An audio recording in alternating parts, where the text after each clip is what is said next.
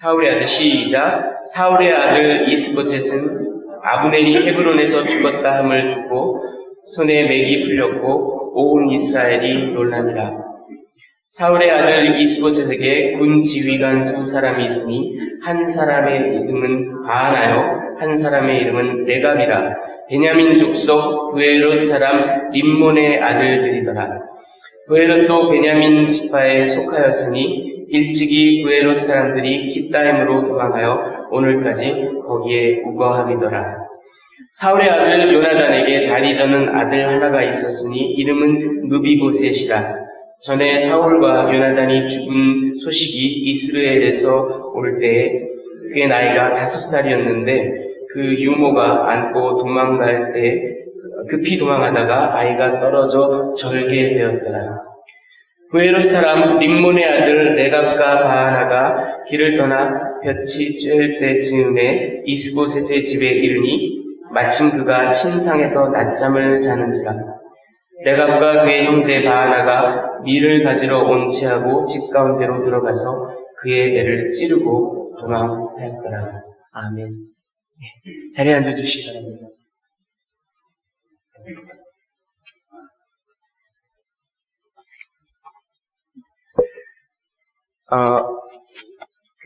미국의 복음주의적인 저술가인 필립 얀시의 책에 보면요, 놀라운 하나님의 은혜라는 책이 있는데, 그 책에 보면,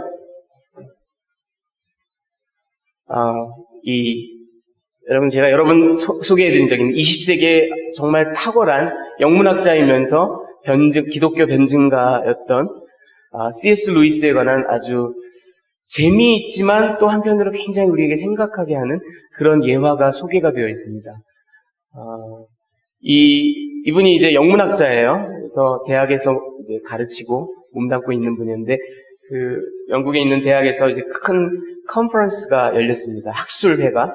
여러분 아시다시피 학술회가 열리면은 이제 다 같이 모여서 키노트 스피커가 이제 전체적인 주제를 발표하고 연설도 하고, 그리고 나면 이제 또 작은 그룹으로 각 교실에 이렇게 또 흩어져서 각자의 주제에 맞게 또 발표도 하고 토론도 하고 이런 일들이 보통 학술적인 컨퍼런스에서 있죠.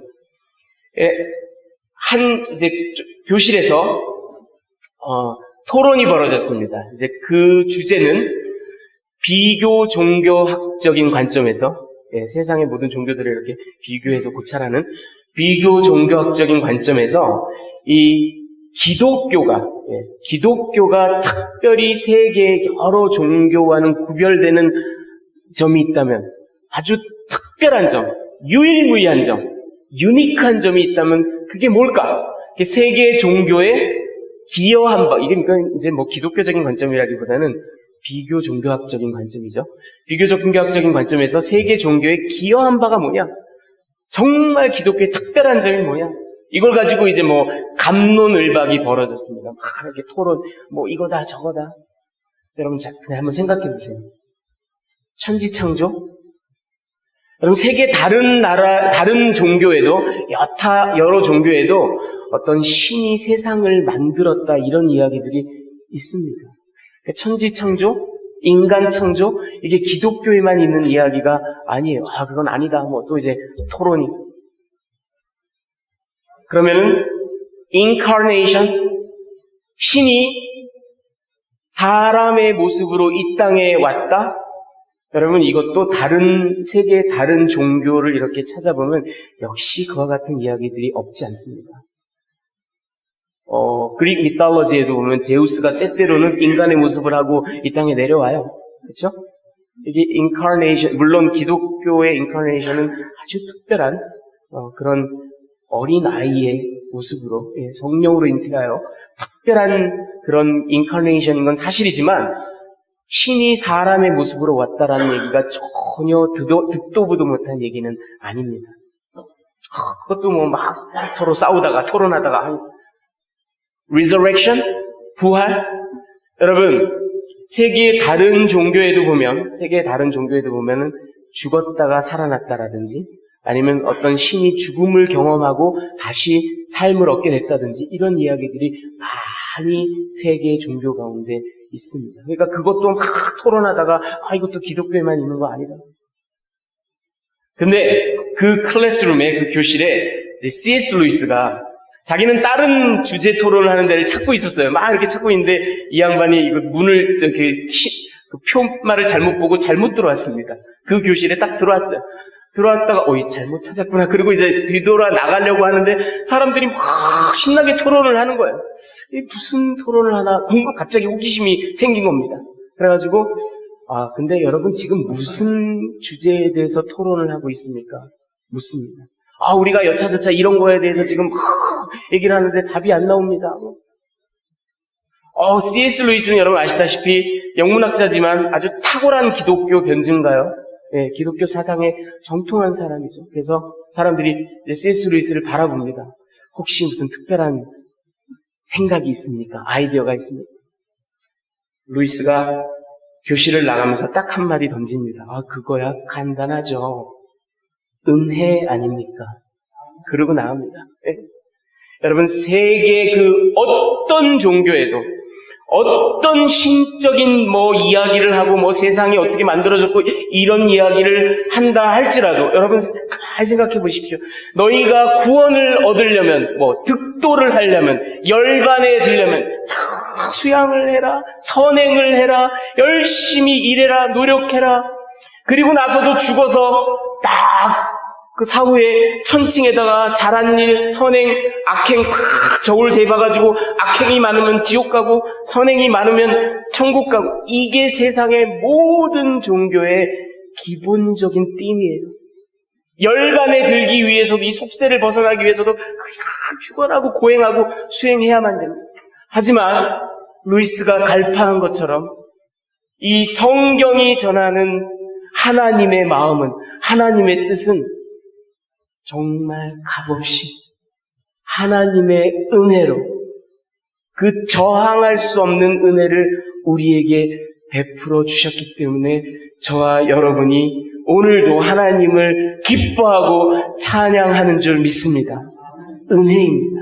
은혜. 루이스가 간단하죠. 뭘 그런 걸 갖고 토론을 합니까? 은혜 아닙니까? 하고 나갑니다. 여러분 오늘 말씀의 제목이요.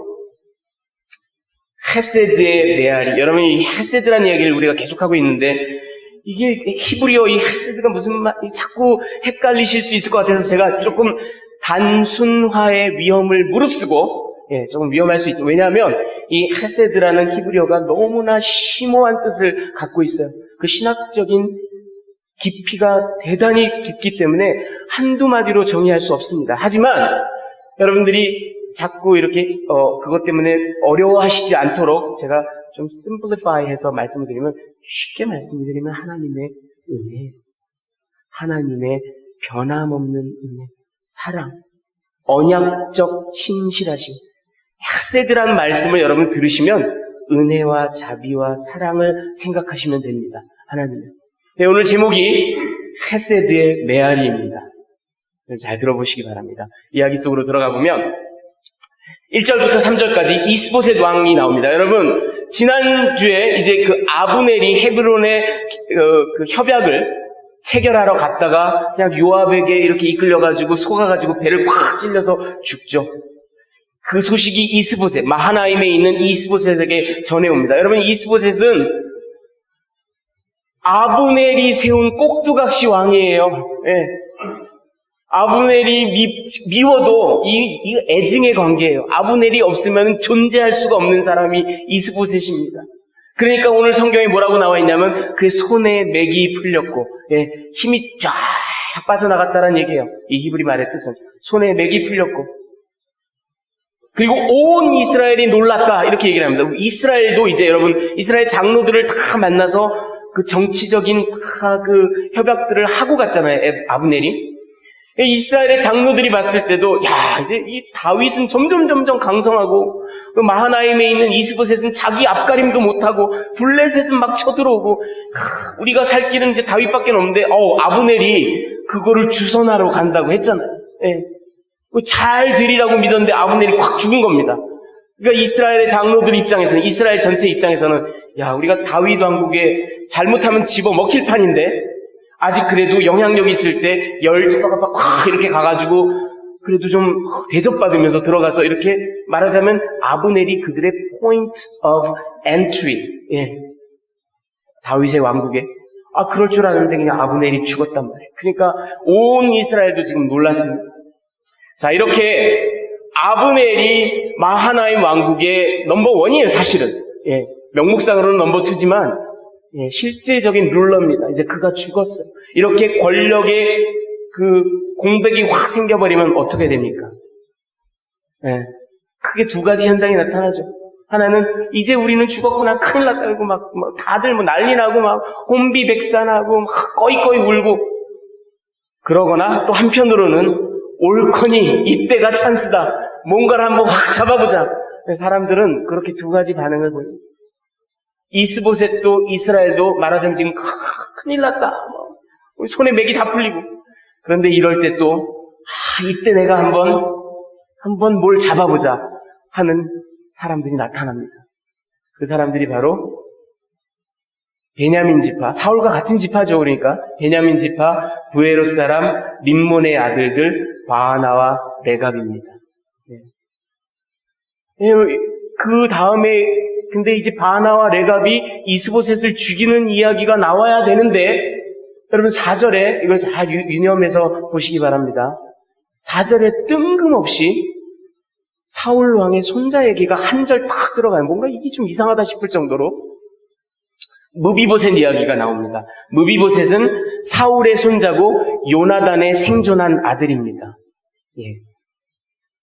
갑자기 생뚱맞게 이 무비보셋 이야기가 지금 여러분 4장 사무엘하 4장은 1절부터 12절까지 쭉 무슨 얘기냐면 바하나와 레갑이 이스보셋을 살해하고 그리고 다윗에게 가서 우리가 당신에게 이 머리를 갖고 왔습니다. 그랬다가 다윗에게 그냥 콩줄난 그냥 목이 달아나는 그 이스보셋 살해 이야기가 딱 나와요. 사무엘하 4장에. 근데 4장 4절에 정말 이상하게 이 이야기와 별 상관이 없는 무비보셋 이야기가 갑자기 탁 나옵니다. 그리고는 뭔지 그랬냐는 듯이 5절부터는 또다시 바하나와 레갑 얘기로 지나가요.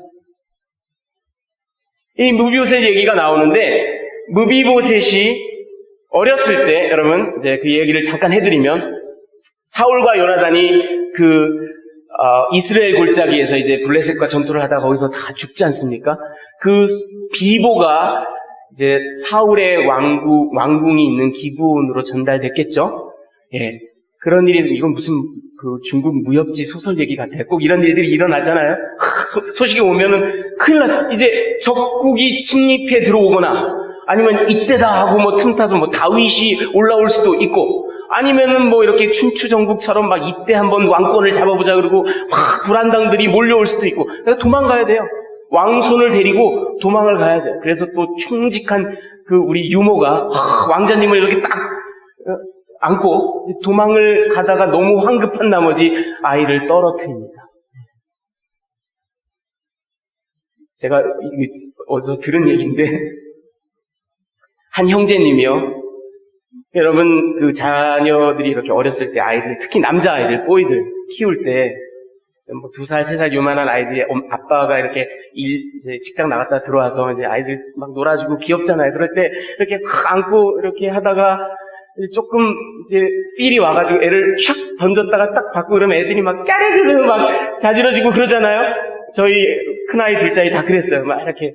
제가 그랬다는 얘기가 아닙니다. 제가 들은 얘기인데 어떤 형제님이 이제 직장 갔다 와서 아이를 막 이렇게 하다가 이 형제님이 좀 하이퍼가 된 것 같아요. 약간 흥분했어요. 그래가지고 애가 너무 좋아하고 재밌어 하니까 점점 하다가 더 높이 하다가 슝 던졌는데 애가 그냥 천장에 머리를 쾅 찍었어요. 그래가지고 근데 이제 그게 문제가 아니라 그것 자체도 깜짝 놀랄 일인데 그게 너무 놀라가지고 애를 떨어뜨렸어요. 그래가지고 애가 그냥 바닥에 쾅 떨어지는 그런 일도 있었다고요. 근데 여러분 지금 이 이야기는 그게 아니라 이 유모가 너무 황급한 나머지 말을 탔을 수도 있고, 아무튼 황급하게 이 왕손을 데리고 막 가다가 실수로 아이를 탁 떨어뜨립니다. 그런데 그게 아이가 떨어지면서 5살이었어요. 그때 그 일을 겪었을 때가 5살짜리 아이가 땅에 탁 떨어지면서 다리를 크게 상했어요. 근데 오늘 우리 개역 성경에는 자세히 안 나와 있지만 원어나 영어 성경을 보면 그때 이후로 두 다리를 다 절게 되었다라고 그렇게 이야기합니다. 그게 5살 때. 그리고 나서는 여러분 잘 이제 시간을 생각해 계산해 보시기 바랍니다. 고일이 있고 나서 얼마 안 있어서 다윗이 헤브론에서 유다 지파의 왕이 됐죠. 그리고는 7년간 유다 지파의 왕으로 있다가 이제 이스보셋이 죽고 난 다음에 7년 반 이후에, 정확하게는 7년 반 이후에 전 이스라엘의 왕이 됩니다. 그러니까 지금 이스보셋 사례는 그 끝판에 있는 거죠. 그러니까 약 7년 정도 지난 겁니다. 그러니까 이 무비보셋이라는 요나단의 아들은 그때 다쳤고 지금 아마 나이가 한 12살 정도 됐을 겁니다. 네, 그 이야기가 4절에 잠깐 나와요. 여러분 이 이야기를 잘 갈무리해 두시기 바랍니다. 자, 그리고 나서는 언제 그랬냐는 듯이 또다시 5절부터 7절까지는 이스보셋을 살해하는 그 이야기로 돌아갑니다. 그래서 이 바나와 레갑이 대낮에 궁궐에 들어가요. 그때가 마침 시에스타, 이렇게 이제 잠자는 시간이에요. 예. 그리고 이 사람들은, 바나와 레갑은 사울 군대, 그러니까 이스보셋 군대의 캡틴들입니다. 말하자면 그 습격하고 약탈하는 그런 그 특별 부대의 지휘관들이에요. 그러니까 평소에도 왕궁에 드나들었고, 예, 왕과 안면이 있었고, 그런 사람이에요. 왕이 신뢰하고 믿는 사람이에요.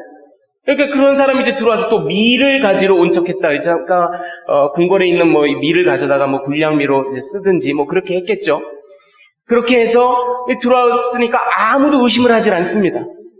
근데 저들이 왕의 침실에 들어가서 왕을 찔러 죽이고는, 이스보셋을 찔러 죽이고는 그 목을 잘라서 그 목을 딱 싸가지고 그날 밤에 아라바 그 광야 길로 해가지고 헤브론으로 갑니다.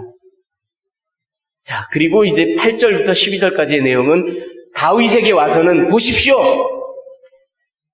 하나님께서, 이들이 하나님을 들먹입니다. 하나님께서 당신에게 기름 붓지 않았습니까?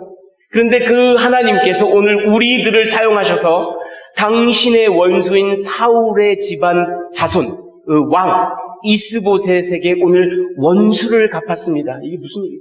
자기네가 하나님의 그 도구로, 에이전트로 사용됐다. 그리고 자기네가 한 일은 딴 게 아니라 하나님의 뜻을 실현한 거다. 이런 이야기를 합니다. 사실은 저들은 이 난리가 난 통을 이용해서 목을 딱 가져다가 다윗에게 딱 바침으로써 상급을 받고 출세를 해보려는 그런 생각으로 온 거였지만 저들의 입술에 나오는 이야기는 야훼 하나님께서 이런 이야기를 합니다. 참 예나 지금이나 이런 일들이 너무 안타깝게도 많아요. 결국은 자기의 욕심, 자기의 이해관계, 자기의 계산으로 어떤 일들을 하면서도 철저하게 이기적으로 하면서도 주께서 말씀하시기를 하나님의 뜻이 이렇고 너무나 이러기가 참 예나 지금이나 교회에서도 이런 일들이 참 많죠. 오늘 다윗이 누굽니까? 다윗이 그런데 속아 넘어갈 사람이 아니에요. 다윗이 이야기를 합니다. 이전에도 너희들 말고 아말렉 사람이 나에게 좋은 소식 전하는 줄 알고 사울을 자기가 목숨을 마지막으로 끊었다, 죽였다고 하가지고 큰 상급을 바라고 와서 소식을 전했지만 내가 그를 처형했다.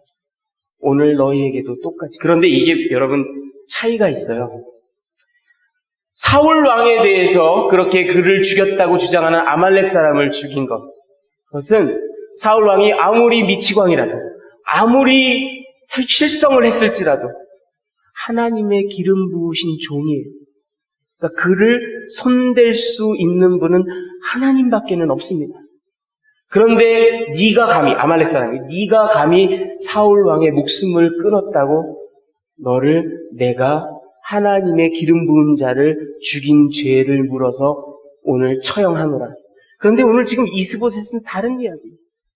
이스보셋은 하나님의 기름 부음을 받은 적도 없습니다. 아브넬의 꼭두각시예요. 근데 지금 다윗이 하고 있는 일을 잘 보십시오.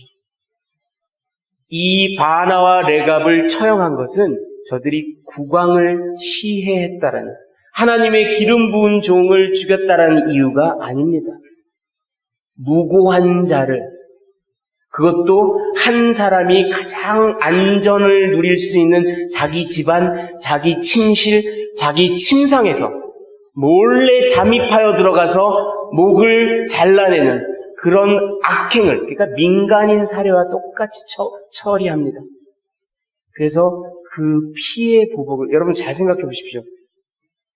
이스보셋의 피해 보복을 할 수 있는 혈족이라고는 무비보셋밖에는 남지 않았어요. 근데 아까 4절에 나왔듯이 무비보셋은 이제 12살이에요. 피해 보복을 할 수 있는 나이가 아닙니다. 더군다나 2다리를 절어요. 불구의 몸입니다. 불가능해요. 그러면 다윗이 사울의 사위잖아요. 그리고 요나단의 brother-in-law, 그렇죠? 그러니까 피해 보복을, 민간인 살해에 대한 피해 보복을 한 겁니다. 자, 여러분, 오늘 이 이야기를 가지고 여러분들께 2가지 메시지를 제가 전해드리기를 원합니다.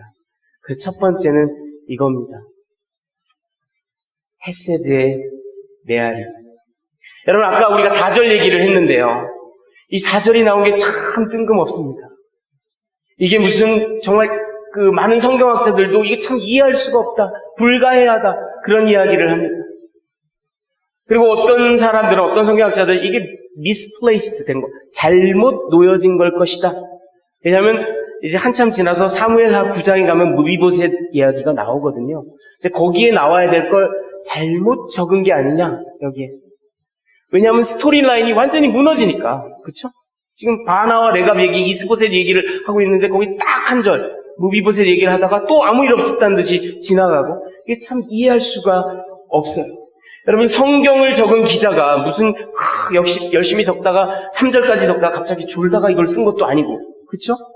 더군다나 성경을 적는 그 기자가 하나님의 영감을 받아서 적은 사람이 무슨 이걸 실수로 그랬을 리가 없습니다. 여러분, 여기에는 분명히 깊은 뜻이 있어요. 근데 그게 과연 뭘까? 많은 사람들은 이 점을 지적합니다. 아까 제가 말씀드린 것처럼 무비보셋 나이가 12살, 다리를 절고, 그래서 이스보셋에 대한 피해 보복을 할 수가 없다. 그렇죠?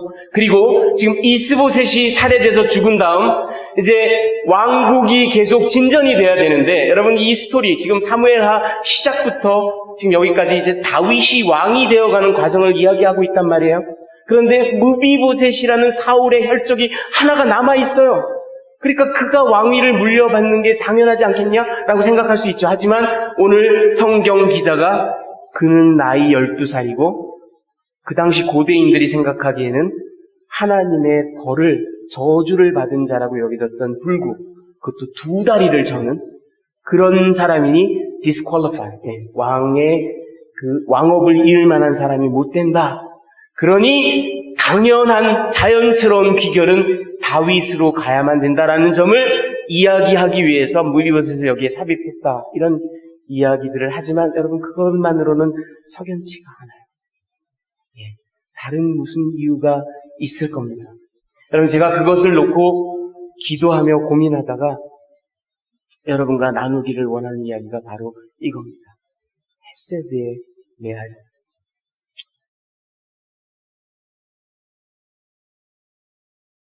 보십시오. 사무엘상 20장을 잠깐 한번 읽어보시기 바랍니다. 20장의 14절, 15절을 우리 다 같이 한번 읽어보겠습니다. 사무엘상 20장 14절에서 15절 시작. 너는 내가, 여러분 이거는 잠깐만요. 이거는 요나단이 지금 다윗에게 하는 말입니다. 지금 사울왕이 막 미쳐가지고 다윗을 잡겠다고 난리를 치죠. 그래서 요나단이 다윗을 보냅니다. 보내면서 다윗과 언약을 체결합니다. 그때의 이야기예요. 그때 요나단이 다윗에게 하는 말입니다. 같이 봉독하겠습니다. 너는 시작. 너는 내가 사는 날 동안에 여호와의 인자하심을 내게 베풀어서 나를 죽지 않게 할 뿐 아니라 여호와께서 너 다윗의 대적들을 지면에서 다 끊어버리신 때에도 너는 내 인자함을 내 집에서 영원히 끊어버리지 말라. 여러분, 지금 요나단은 왕자예요. 다윗은 아버지에게 죽임을 당할까봐 무서워서 도망가는 퓨지티브입니다.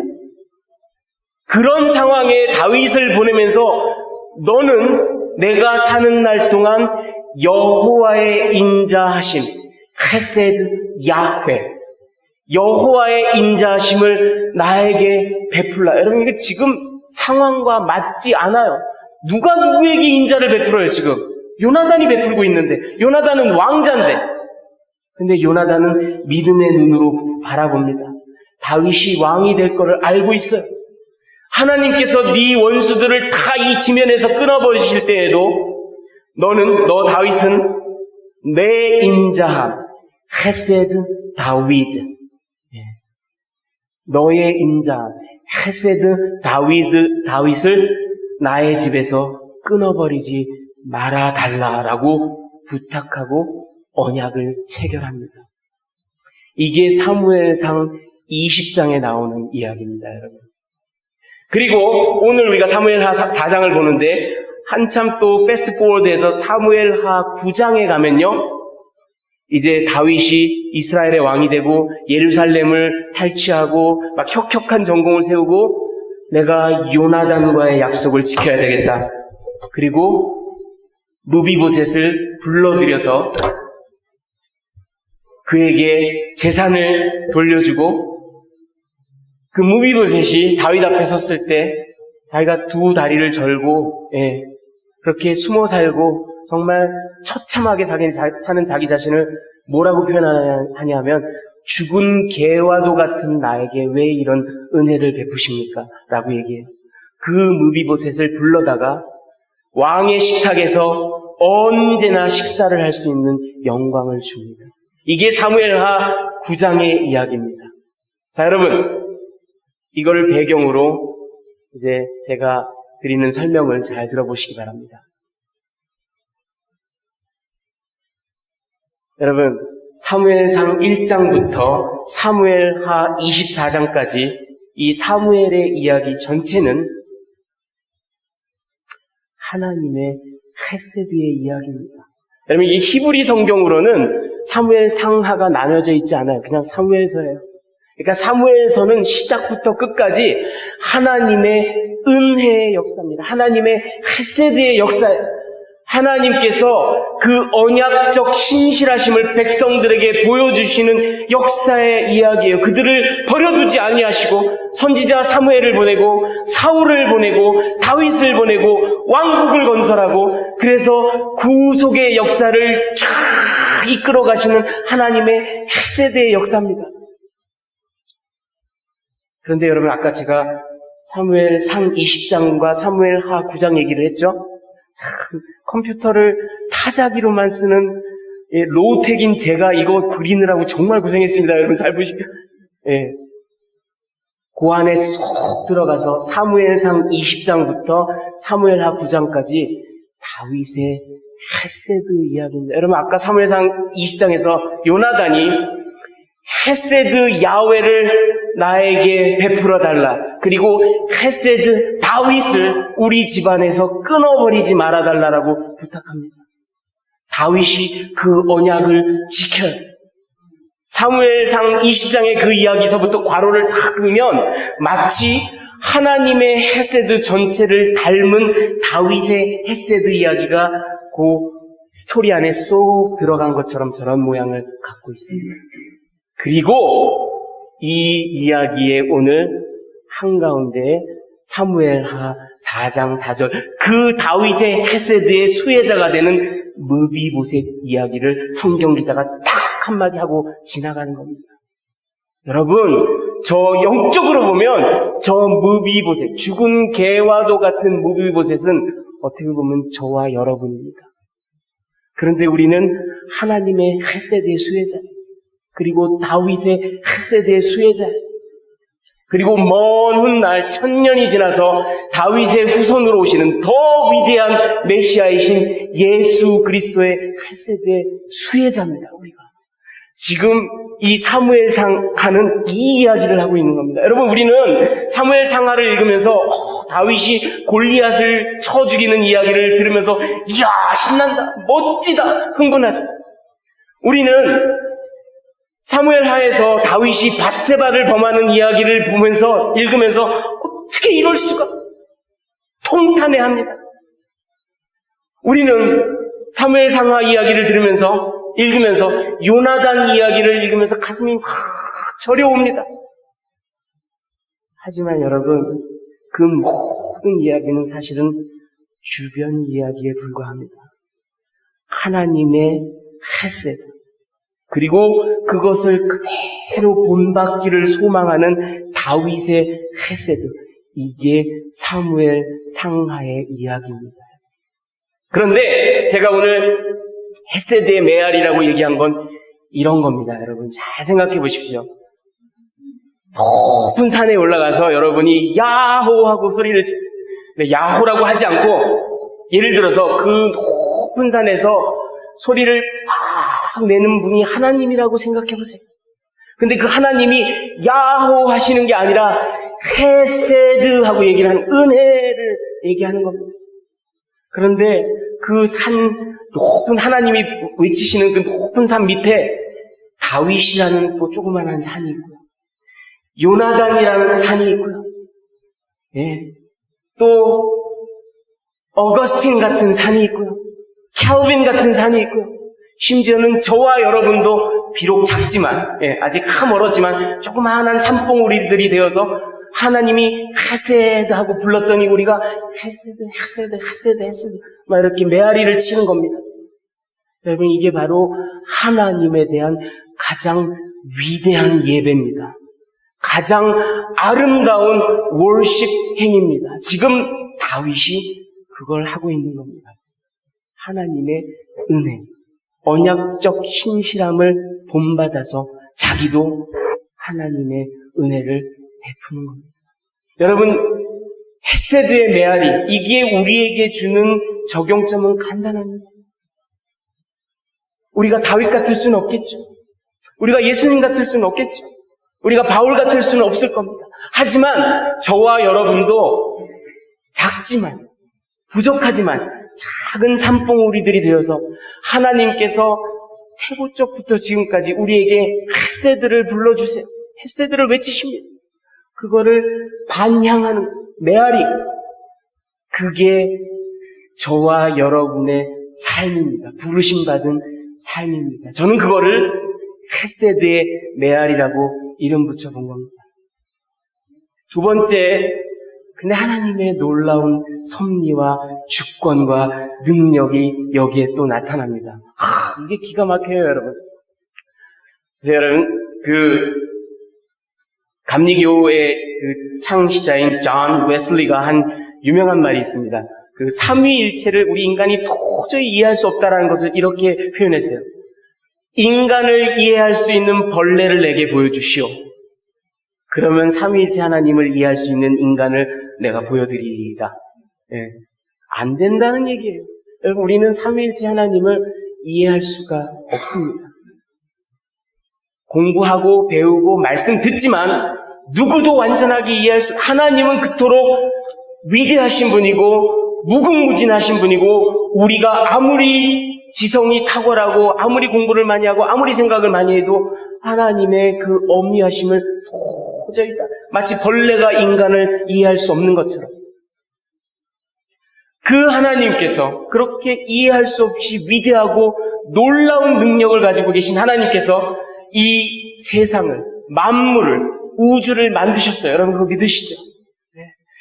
그 하나님께서 그리고 저와 여러분을 만드셨습니다. 우리 인간을 만드셨어요. 우리 인간이 얼마나 신비로운 존재인지를 여러분 한번 가만히 들여다보면요, 하나님의 창조의 섭리가 정말 턱이 팍 빠질 정도로 놀라워요. 존 메디나라는 그 워싱턴 주립대학의 분자생물학자 출신의 분자생물학자이고 그 유전과학자, 지네틱 엔지니어인 존 메디나 박사가 이런 얘기를 했어요. 한번 들어보세요, 여러분. 보통 사람은요, 그 심장이 하루에, 여러분 하루입니다. 하루에 1000갤런의 피를 펌프질을 한답니다. 놀랍죠, 여러분? 일생 동안에, 보통 사람이라면 일생 동안에 5,500만 갤런을 펌프질 한답니다. 요 자그마한 심장이. 이거 심장 박동으로 따지면 그 횟수로 따지면 무려 일생 동안 25억 번입니다. 2.5 billion입니다. 우리 몸 안에 있는 이 심장 하나가 이런 일을 하고 있습니다. 폐는요, 우리 안에 있는 폐는요, 그 안에 모세혈관, 자그마한 모세혈관을 쫙 늘어뜨리면 그게 무려 1000마일에 이른다고 합니다. 길이가. 그리고 이 폐가 하는 일, 산소를 이산화탄소로 바꾸는 그 일이 어찌나 복잡한지 이 메디나 박사가 이런 비유를 해요. 들어보세요. 차라리 대포를 팡 쏴서 그 대포 아래 사람이 올라타가지고 대포 알을 타고 쭉 그냥 수초 걸리겠죠? 쭉 날아가서 꽝 떨어지는 게 그 수초 동안 대포 알 위에 올라가 앉아서 그 뇌관에다가 주기도문을 새기는 게 차라리 쉽다. 네. 그 정도로 복잡한 일이 우리 폐에서 날마다 일어나고 있는 겁니다. 몇 초마다. 그리고요, 사람의 DNA는 그 한 염색체 안에 2000개의 유전인자가 들어있다고 합니다. 그것은 세포 핵 하나에 1.8m의 DNA가 이렇게 잘 포개져 있는 셈이라고 합니다. 여러분, 이 세포 핵 하나가요, 6 마이크론입니다. 크기가. 쉽게 말하면 100만 분의 6m입니다. 세포 핵 하나의 크기가. 요거를 또다시 메디나 박사가 비유를 들어 얘기하는데요. 이거를 말하자면 30마일이나 되는 긴 낚싯줄이 여러분에게 있어요. 그 낚싯줄을 그 체리 따는 바구니 있죠? 그 바구니에다가 이렇게 잘 포개어 넣는 것과 똑같다고 합니다. 그 세포에게 모든 DNA 정보가 들어가는 거죠. 그런데 그게 그 체리 바구니에다 그냥 아무렇게나 구겨 넣는 게 아니래요. 요런 모양으로 넣으면 그게 피부세포가 되고, 저런 모양으로 포개어 넣으면 간세포가 되고, 또 다른 모양으로 포개 놓으면 신장세포가 되고 그런답니다. 이게 우리 인간의 인체입니다. 이 정보를 만약 사람이 책으로, 우리가 읽는 그 책으로 그 정보를 쓴다고 하면 한 세포에 담겨져 있는 정보만 쓰는데도 무려 300권의 책이 필요하답니다. 그런데 각 권이 500페이지가 필요하답니다. 그러니까 15만 페이지가 세포 하나에 들어있는 그 유전자 정보를 기록하는데 15만 페이지가 필요합니다. 마지막으로 한 가지 더 비유를 들으면 이 사람이 얘기를 하는데, 인간의 몸이 사용하는 그 에너지의 효율이 이 정도랍니다. 보통의 성인이 1시간 동안 시속 10마일로 자전거를 탄다라고 가정할 때 그가 소비하는 에너지가 3온스 정도의 탄수화물을 소비하는 거랍니다. 근데 이 에너지 효율을 마치 자동차에다가 비유를 한다면, 그와 똑같은 에너지 효율을 갖고 있는 자동차가 있다면 그 자동차는 가솔린 1갤런으로 900마일을 가는 거랍니다. 우리 인체의 에너지 효율이 이 정도입니다. 여러분, 하나님께서 우주를, 이 지구를, 그리고 저와 여러분을, 이 별거 아닌 것 같은 우리 인체를 이렇게 복잡다단하게 만드셨습니다. 인간의 이 의지로, 지성으로, 그 지식으로 다 헤아릴 길이 없을 정도로 기가 막히게, 여러분, 이런 이야기를 들으면 이 모든 일들이 확률에 의해서, 진화에 의해서, 찬스에 의해서 이루어졌다라고 믿는 것 자체가 더 어불성설이에요. 창조주의 놀라운 지혜와 디자인이 아니라면 어떻게 이런 인체가 나옵니까? 하나님께서 저렇게 우리 인간을 만드시고 세계를 만드시고, 그런데 여러분, 이 하나님께서 이게 Doctrine of Providence, 하나님의 섭리에 대한 주권입니다. 이 하나님께서 우리의 머리털 하나까지 다 세시는 하나님께서 우리 인간의 역사도 하나님이 실패하시거나 놓쳐버리시는 게 없습니다. 하나님은 모든 것을 알고 계시고 모든 것을 in control, 통제하고 계십니다. 여러분, 이게 하나님의 놀라운 주권이라는 거예요. 잘 보십시오. 다윗이요, 지금 사울이 죽습니다. 요나단이 죽습니다. 아브넬이 죽습니다.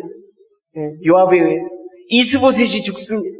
이런 모든 일들, 인간 군상들의 그 저열함, 비열함, 속됨, 이기주의, 권력욕, 남을 짓밟고서라도 내가 올라서겠다라는 그 욕심, 그 인간들의 처연함, 그것들이 이 드라마의, 이 역사의 이야기에 그대로 나와요.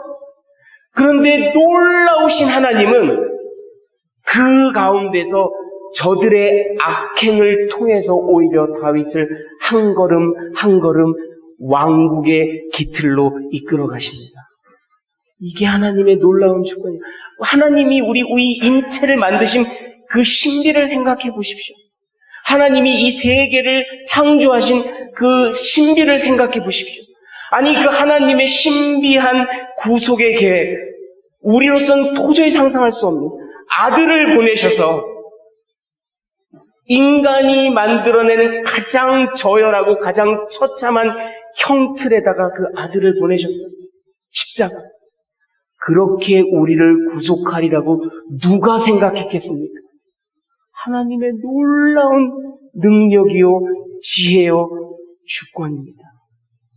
여러분, 다윗의 이야기를 보면 우리가 이것을 보지 않을 수가 없어요. 아브넬이 날뛰고 요압이 날뛰고 바나와 레갑이 날뛰지만 그들은 그들의 자유의지로, 그들의 악함으로 그런 일들을 저지르지만 모든 것을 전능하게 통제하시고 이미 알고 계시고 섭리하시고 주관하시는 하나님은 그 악행 속에서도 오히려 다윗이 한 걸음 한 걸음 예루살렘의 왕국으로 전진해 나가도록 이끄십니다. 여러분, 이 교훈의 적용점도 아주 심플합니다. 우리가 눈을 들어 바라보면 이해할 수 없는 일들이 우리에게 벌어져요. 사랑하는 사람들이 병들고 어린 자녀가 고통받고, 그렇죠? 세계가 막 날뛰고 전쟁이 일어나고, 하지만 하나님께서는 악에게 지시는 분이 아닙니다. 하나님은 우리가 이해할 길은 없지만 그 모든 것을 알고 계시고 통제하고 계십니다. 전적으로 그분을 신뢰하면 됩니다. 지금 비록 설명할 수 없어도 언젠가 우리가 얼굴과 얼굴을 맞대고 보는 것처럼 명확하게 알 날이 옵니다. 하지만 그때까지는 하나님께서 저와 여러분에게 요청하시는 것은 이 단순하고 심플한 믿음. 내가 선한 하나님이라는 것, 내가 모든 것을 주관하는 sovereign God이라는 것을 확실하게 믿고 의지하는 것, 그것이 하나님께서 저와 여러분에게 요청하시는 믿음입니다. 여러분, 이 하나님을 바라보시기 바랍니다.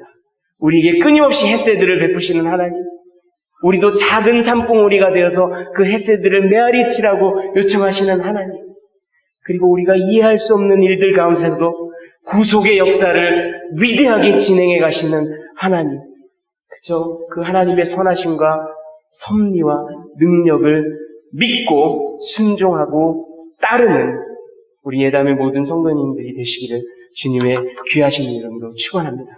다 같이 기도하시겠습니다. 할렐루야. 살아서 역사하시는 하나님 아버지, 성경의 모든 역사를 통하여서, 아니 하나님의 독생하신 아들 그리스도 예수를 통하여서 그 하나님의 결코 실패하지 않는 사랑, 절대로 우리를 포기하시지 않은 그 놀라운 은혜와 사랑을 보여주신 하나님, 하나님, 우리도 하나님의 그 신실하심을 본받기를 소원합니다. 우리도 이 땅 가운데 살아가면서 작지만 부족하지만 하나님의 그 인자하심과 자비하심을 반영하며 반향하며 그래서 메아리치며 살아가는 그런 주의 백성들이 되기를 소원합니다. 주님을 끝까지 신뢰하며 주님의 주권과 섭리를 확실하게 믿으며 그렇게 하나님을 사모하며 이 삶의 여정을 살아나가는 주의 귀한 백성들로 우리를 세워주시기를 간절히 기도합니다. 주께 감사를 드리며 귀하신 우리 주 예수 그리스도의 이름으로